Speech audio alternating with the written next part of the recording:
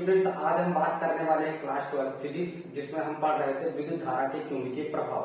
इससे पहले हमने चुंबकीय बल यानी लॉरेंज बल के बारे में आपको बताया था और हमने ये भी बताया था कि ऑस्टेड के एक्सपेरिमेंट क्या थे, उसके निष्कर्ष क्या थे, ठीक है। और चुंबकीय बल से रिलेटेड हमने आपको जो है फॉर्मूला करवाया था, ठीक है। आज हम देखेंगे बहुत ही इस टॉपिक का इम्पोर्टेंट, इस चैप्टर का इम्पोर्टेंट जो टॉपिक है वो है बायो-सावर्ट लॉ।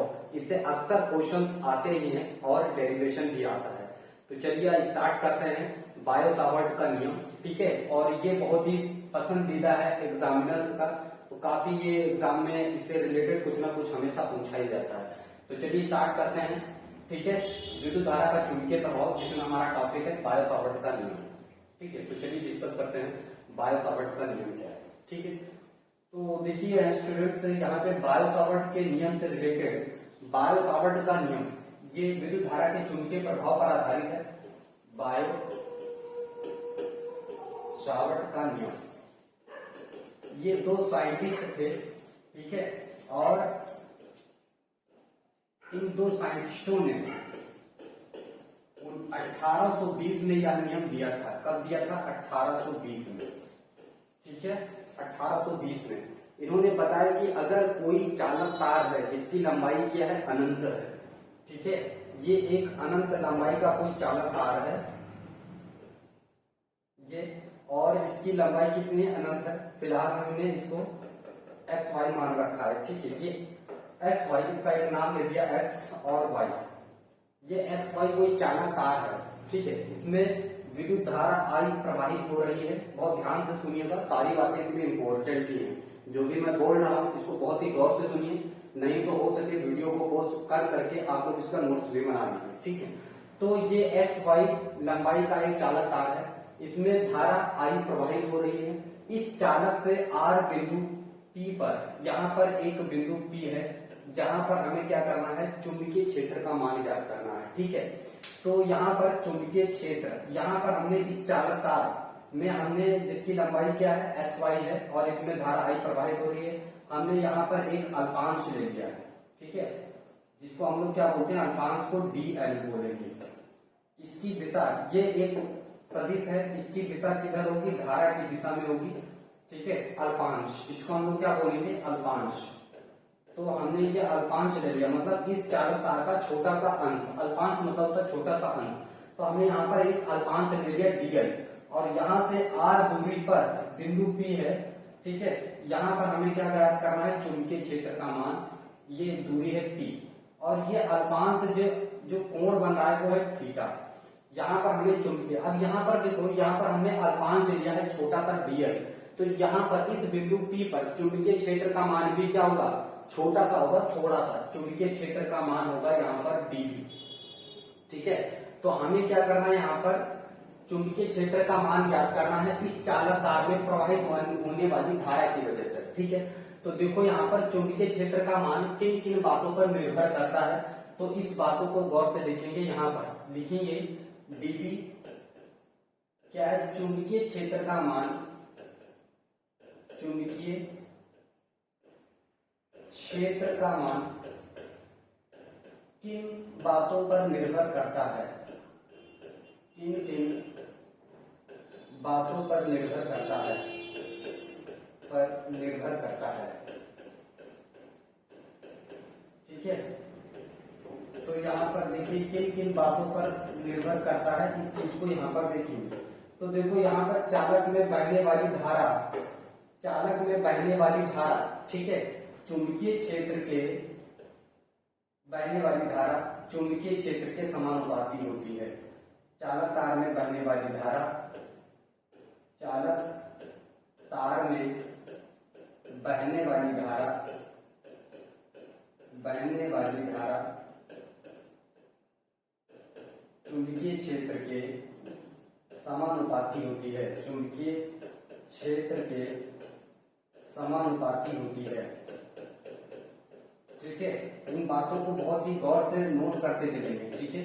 समानुपाती होती है, ये बात एक हो गई, ठीक है। अब देखिए जो चुंबकीय क्षेत्र है वो इस डीएल के समानुपाती होता है, ठीक है। तो लिखेंगे यहाँ पर दूसरी बात क्या है, यहाँ पर डीएल वो dl के समानुपाती होती है। ठीक है, dl के समानुपाती है, अल्पांश के समानुपाती है, यानी चुंबकीय क्षेत्र ठीक है अल्पांश के समानुपाती होता है, के समानुपाती है। ठीक है, समझ आए। और जो दूरी है यहाँ पे वो व्युत्क्रमानुपाती होती है। ठीक है, तो लिखेंगे यहाँ पर जो चुंबकीय क्षेत्र है B वह दूरी के वर्ग के व्युत्क्रमानुपाती होता है। तो यहाँ पर क्या लिखेंगे, दूरी चुंबकीय क्षेत्र के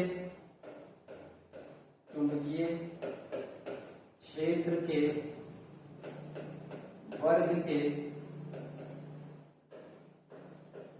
के व्युत्क्रमानुपाती होता है, व्युत्क्रमानुपाती होता है। ठीक है, व्युत्क्रमानुपाती होता है। इन सभी बातों को बहुत गौर से याद करेंगे। ठीक है, और जो घटक है, ठीक है, जो घटक है यहाँ पे जो थीटा वो चुंबकीय क्षेत्र के समानुपाती होता है। तो चौथी बात लिखेंगे, चुंबकीय क्षेत्र अल्पांश डी थीटा साइन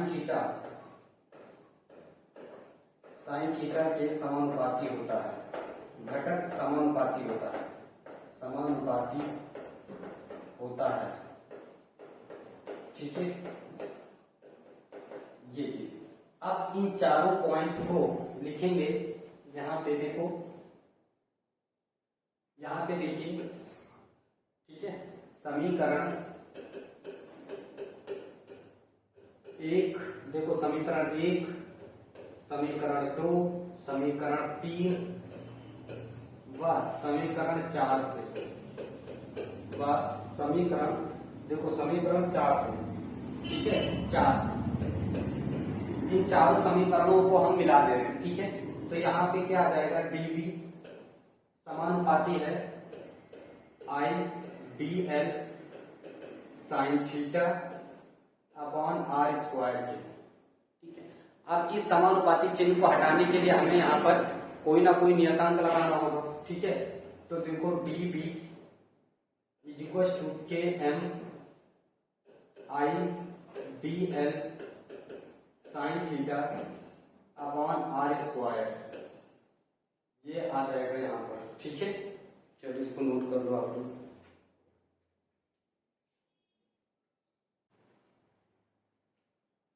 अब यहाँ पर देखो जो km है ये क्या है, नियतांक है। km समानुपातिक नियतांक है। km समानुपातिक नियतांक है।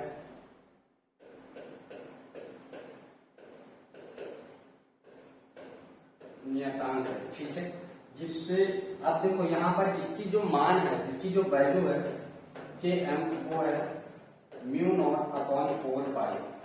ठीक है, इसको हम क्या करेंगे, इस समीकरण में रख देंगे। ठीक है, चलो देखो यहाँ पे, तो यहाँ पर देखो क्या था हमारा समीकरण, dv इक्वल टू, इसको k की जगह रख देंगे μ0/4π I dl sine theta upon r square.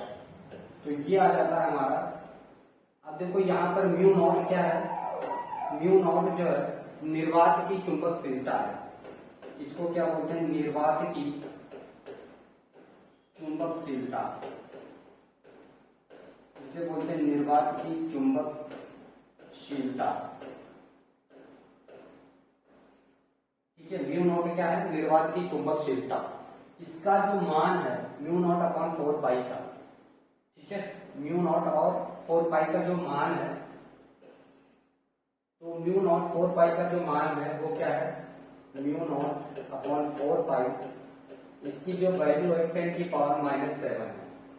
ठीक है, और इसका जो मात्रक है, SI मात्रक, वो क्या होता है, न्यूटन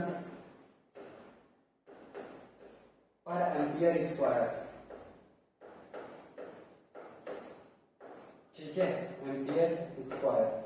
तो ये इसका मात्रक हो जाता है। ठीक, अब हम इसका जो है सदिश रूप देखेंगे। ठीक है, इसका ना सदिश रूप देखेंगे, सदिश रूप, सदिश रूप।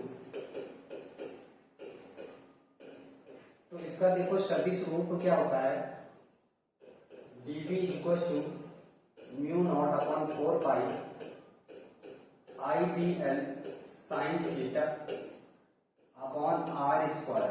ठीक है, हम इसका जब सदिश रूप लिखते हैं तो यहाँ पर हम r से मल्टीप्लाई कर देते हैं। ठीक है, अपॉन r ये कर देंगे तो ये क्या हो जाएगा, dv equal to mu not 4 pi. ठीक है, और यहाँ पर हो जाएगा i साइन थीटा, बाहर देखो साइन थीटा तो रहेगा नहीं। ठीक है, नीचे क्या हो जाएगा आर क्यूब, और ये हो जाएगा dl क्रॉस वेक्टर आर, ये हो जाएगा इसका सदिश रूप। ठीक है, ये इसका सदिश रूप हो गया, समझ आया। अब देखो यहाँ पर जो ए बी होता है ना, ये कैसे आया, देखो ए बी साइन थीटा बराबर क्या होता है, vector A cross vector B. ठीक है, वेक्टर बी, ये इसका सदिश रूप होता है, आप लोगों ने सदिश में पढ़ा होगा। ठीक है, तो यहाँ पर देखो ए बी साइन थीटा था, तो हम लोग इसको ए बी साइन थीटा को क्या लिख सकते हैं, ए क्रॉस बी। तो यहाँ vector D L cross vector R, ये इसका सदिश रूप हो गया। अब देखो आर जो है ये क्या था, आर क्या होता है, vector R upon R, magnitude होता है। तो ये यहाँ पर होता है। ठीक है, ये क्या बताता है, ये बताता है दिशा, इससे बोलते हैं एकांक सदिश, है ना। एकांक सदिश बराबर ये सदिश यानी दिशा को बताता है और ये परिमाण को बताता है। ठीक है, तो ये क्या बता रहा है, यहाँ पर दिशा बताता है। ठीक, अब देखो यहाँ पर चुंबकीय क्षेत्र का मान ज्ञात करते हैं, दिशा ज्ञात करते हैं, क्या होगा। तो इस बिंदु P पर जो चुंबकीय क्षेत्र है, यहाँ पर दिशा का मान कैसे ज्ञात होगा। तो देखो अंगूठे को करना है, अपने दाएं हाथ के अंगूठे को करना है धारा की दिशा में। ठीक है, और उंगलियों को उस बिंदु पर खोलना है जिस बिंदु पर आपको चुंबकीय क्षेत्र का मान चाहिए। तो देखो यहाँ पर अंगूठे को किया हमने धारा की दिशा में, यह है धारा, और हमें उंगलियों को उस बिंदु पर खोलना है जिस पर हमें चुंबकीय क्षेत्र का मान चाहिए। तो हमने देखो धारा की दिशा में अंगूठे को किया और उंगलियों को खोला है उस बिंदु पर जिधर चुंबकीय क्षेत्र का मान चाहिए। तो चुंबकीय क्षेत्र का मान हमें बी पर चाहिए, और जो हथेली है ये बताएगी चुंबकीय क्षेत्र की दिशा। ठीक, तो देखो यहाँ पर हथेली क्या बता रही है, चुंबकीय क्षेत्र की दिशा।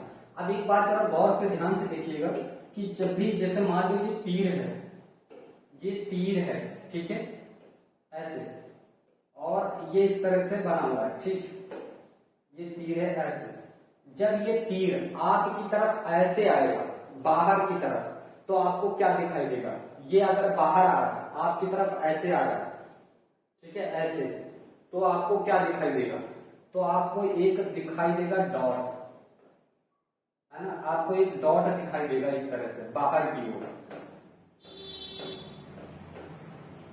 ठीक है, बाहर की ओर आपको एक डॉट दिखाई देगा ऐसे, और अगर ये अंदर जा रहा होगा तो आपको ये पीछे वाला सिरा दिखाई देगा, और अंदर जाते समय जब आपको पीछे वाला सिरा दिखाई देगा तो आपको दिखाई देगा क्रॉस। अंदर की ओर क्या रहेगा, अंदर की ओर रहेगा क्रॉस। ठीक है, अंदर की ओर आपको क्या दिखाई देगा, क्रॉस। और जब ये इस बोर्ड के लंबवत बाहर की ओर आएगा तो आपको डॉट दिखाई देगा।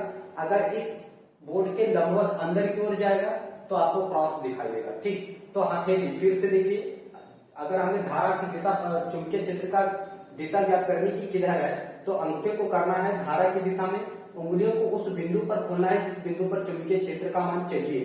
ठीक, तो धारा की दिशा में हमने अंगूठे को किया, उंगलियों को किया चुंबकीय क्षेत्र की दिशा की तरफ, हथेली बताएगी चुंबकीय क्षेत्र। तो देखो चुंबकीय क्षेत्र किधर है, अंदर की तरफ, अंदर की तरफ है तो हम क्रॉस वाला लगाएंगे यहाँ पे।